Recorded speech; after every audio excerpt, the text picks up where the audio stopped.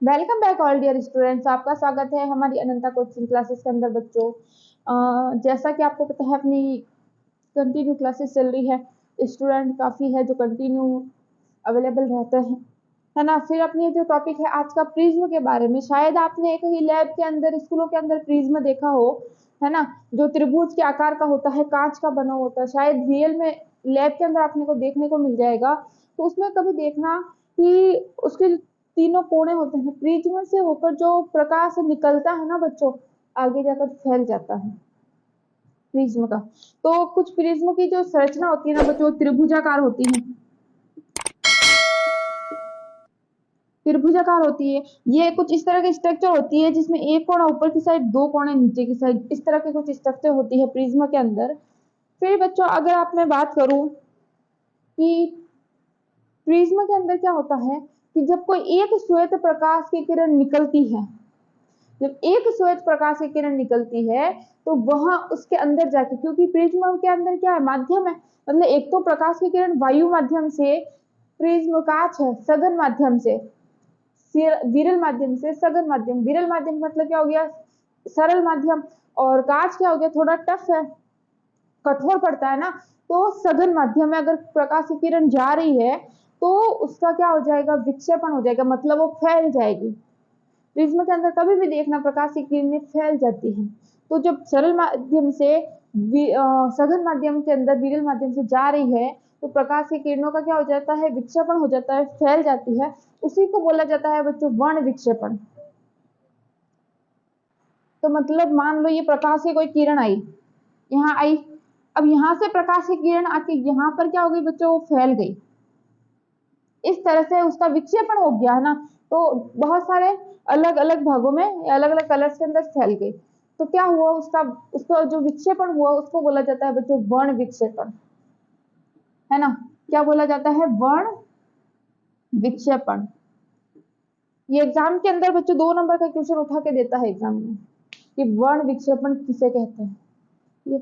फिर देखो कि इसमें जो होता है एक श्वेत कलर है अभी तो इस प्रकाश के अंदर, लेकिन जैसे ही ये माध्यम में मान लो निर्वात है, विरल माध्यम के अंदर, उसको क्यों, वायु है, वायु से ये जा रहा है किसके अंदर, प्रिज्म के अंदर, मतलब ये सघन माध्यम है। जब जैसे ये विरल माध्यम से सघन माध्यम में प्रवेश करती है तो अपने जो प्रकाश की किरण का विक्षेपण हो जाता है उसे वर्ण विक्षेपण कहते हैं। कलर कौन कौन से हैं वो मैं लिखवा रही हूँ। देखो बच्चों कलर कौन कौन से हैं इसके, तो सबसे पहला हो गया बैंगनी। बैंगनी सबसे पहला कलर होता है ऊपर की तरफ, सबसे पहला कलर होता है ऊपर की तरफ बच्चों। फिर होता है सबसे लास्ट में हो जाता है बच्चों लाल कलर। ये सबसे पहला हो गया बैंगनी, ये सबसे नीचे वाला कलर हो गया लाल कलर, है ना। तो ये बहुत सारे कलर्स के अंदर फैल जाता है, इसको वर्ण विक्षेपण बोला जाता है। बहुत इजी टॉपिक है, छोटा सा टॉपिक है, 2 नंबर का क्वेश्चन एग्जामिनर देता है आपको। फिर बात करते हैं अपन, ये जो किरण है, ये अभी जो किरण है सरल माध्यम है, इस सरल माध्यम से विरल में जा रही है तो क्या हो जाता है, थोड़ा सा इसका विचलन हो जाता है, मतलब थोड़ी सी टकरा जाती है। जैसे माध्यम चेंज होता है तो थोड़ी सी टकरार होती है, टकरार होती है, थोड़ी सी अपनी दिशा से चेंज हो जाती है। चेंज होती है कब, जब सेकंड माध्यम में जाती है, फिर वापस सघन माध्यम से वापस विरल में आती है, वापस इस वायु के अंदर आती है तो वापस उसकी विचलन हो जाता है। जब हार्ड, एक तो हार्ड मीडियम, एक सरल मीडियम, इजी मीडियम, तो हार्ड मीडियम से वापस जब इजी में आती है तो वापस जब विचलन हुआ था तो वापस विचलित हो गए पहले वाली कंडीशन में, तो वापस इस तरह से उसका क्या हो जाता है, विचलन हो जाता है। ठीक है, ये तो है नॉर्मली एक प्रकाश की किरण किस वायु से या किसी एक सरल माध्यम से विरल में जा रही है तो उसकी कंडीशन बताइए कैसी रहती है। फिर देखो अगर बात करें अपन कि अगर यहाँ एक और प्रिज्म है, ये किरण आई, इसके प्रिज्म से निकलकर वायु, वायु से वापस अगर ये किरण प्रिज्म के अंदर जाती है तो वापस विचलन होगी, तो वापस टर्न हुई, वापस टर्न हुई, और वापस जब निर्वात में निकलेगी तो वापस इसका क्या होगा, विचलन होगा। तो जैसे ये सरल माध्यम से विरल, विरल से वापस सरल, वापस विरल, ऐसे जाती है तो इसका क्या होता है, विचलन होता रहता है, होता रहता है, होता रहता है। ठीक है, आपने देखा होगा कि जब तारे हैं, तारे आपको टिमटिमाते दिखते हैं, क्यों, क्योंकि जब चांद की जो ये रोशनी होती है वो तारों से टकराते हुए जमीन तक आती है, पृथ्वी तक आती है, अपने तक आती है। इसलिए अपने को ऐसा लगता है तारे चमक रहे, तारे नहीं चमक रहे। वो जो चांद की जो रोशनी है वो टकराती हुई आ रही है, इसलिए वो चमकती हुई दिखाई दे रही है ना। तो बच्चों ये उसको बाद में बात करेंगे अपन, एक एग्जाम्पल समझाया है मैंने सिर्फ। ये तो है प्रिज्म की बात की, दो प्रिज्म हो तो जो कंडीशन क्या रहती है प्रकाश की किरण की, इस तरह से, ठीक है। अब जो किरण जा रही है उस किरण को बोला जाता है बच्चों आपतित किरण। जो किरण जा रही है उसको बोलते हैं आपतित किरण। प्रिज्म के जो अंदर सघन माध्यम में टर्न होती है उसको बोलते हैं बच्चों अपवर्तित किरण। और जो किरण वापस निकली है उसको बोलते हैं बच्चों निर्गत किरण,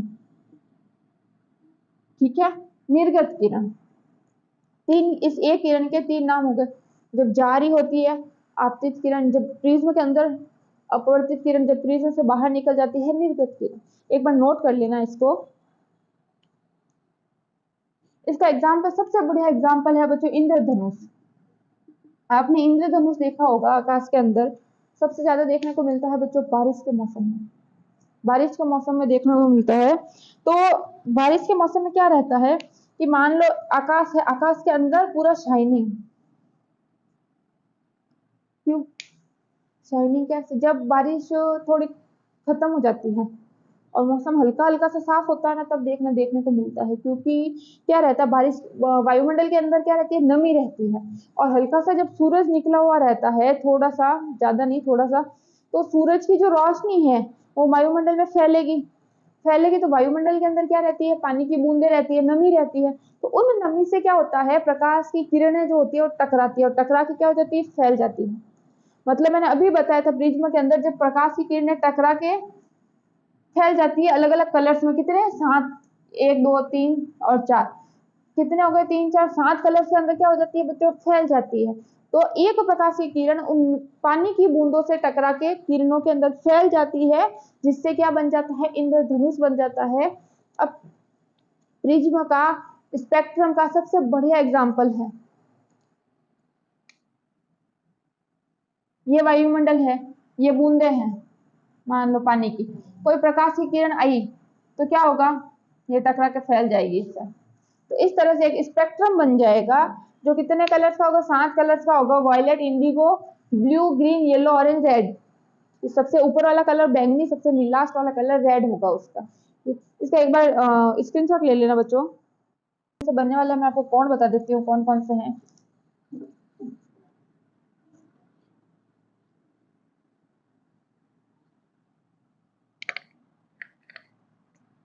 ये अपना प्रिज्म है,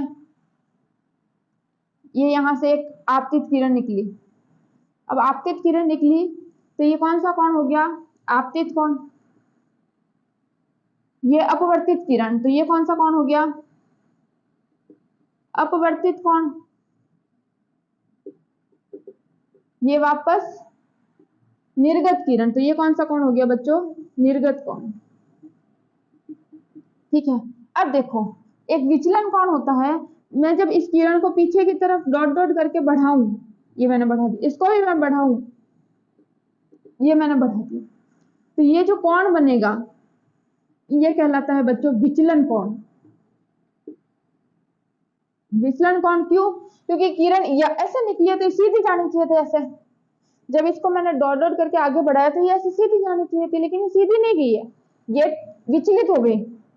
ये किरण ऐसे जानी चाहिए थी लेकिन ये ऐसे विचलित हो गई। जब मैंने दोनों किरणों को पीछे की तरफ बढ़ाया अपनी मर्जी से, आभासी रूप से बढ़ाया, तो कौन सा कोण बना, जो कोण बना उसको विचलन कोण कहा गया। ठीक है, क्लियर है। देखो मैं इसको नाम दे दूं ए, बी, सी और डी। तो अपने पास जो ए कोण है बच्चों वो कौन सा है, आपतित कोण। बी है वो कौन सा है बच्चों, अपवर्तित कोण।